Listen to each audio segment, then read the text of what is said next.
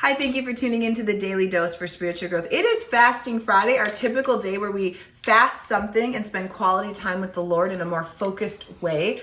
But we're fasting this whole week. In fact, we are coming to the end of a 21 days of prayer and fasting. I hope that you have found that God has moved, that you have grown, that your trust in Him has grown.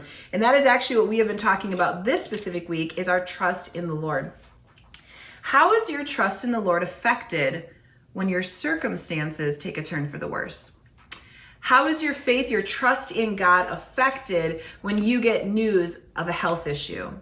When you get news of a financial crisis? When you get news of a pandemic?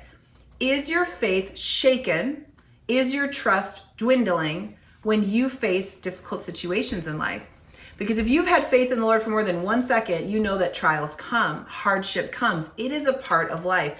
But are we as believers affected by our circumstances, or does our faith, our trust in God, affect how we see and respond to our circumstances? I want to read some verses to you today in Psalms. And in this passage, Psalms talks about two different people, a person who puts their trust in the Lord and a person who doesn't, and how they respond differently when trials come. Listen to what it says starting verse 6, and it starts with the person who trusts in the Lord. It says this: "Surely he will never be shaken.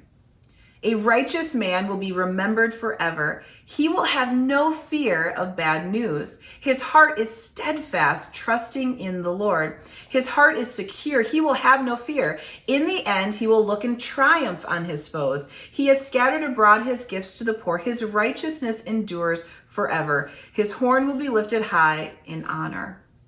It talks about that steadfast love and trust in the Lord. That no matter what circumstances came to this person, he clung to his trust in God and knew with confidence that he would make it through. But now let's read what happens to someone who doesn't trust in the Lord. It says in verse 10, "The wicked man will see and be vexed. He will gnash his teeth and waste away. The longings of the wicked will come to nothing." It's interesting when we see almost black and white these two opposing positions on trust. Think about your own life. I remember back to when I was younger in my faith, not necessarily younger in years, I was, but younger and earlier in my relationship with Jesus. When I was in those earliest stages and something bad would happen and I would freak out. What am I going to do? How could this happen? How could God let this happen? Oh, you just have that meltdown, and my faith was shaken. My trust in the Lord, doubt would come in or fear would come in.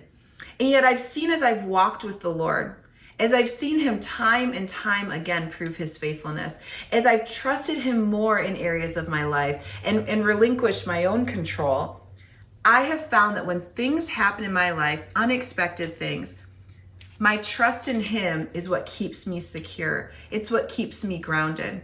I happen to know of many of you right now that are facing some tremendously difficult situations. Isn't it amazing how those times almost toss us back and forth with the wind, and you'll feel strong in your faith at one moment and then you'll feel weak, and it's just this, it's brutal. I challenge you, even in those moments where you feel weak, those moments where you feel overwhelmed, those moments where maybe you're struggling with anguish and pain and grief, put your trust in the Lord. Let God be your anchor in the storm, knowing that he is faithful. As we put our trust in him, we can become just like this man, where he wasn't even afraid of bad news. Didn't say bad news didn't come. He no longer feared it because he knew where his trust and reliance stood, in the arms of Jesus.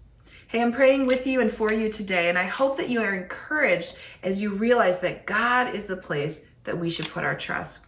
Thank you for tuning in today, and I hope to see you again tomorrow for another daily dose for spiritual growth.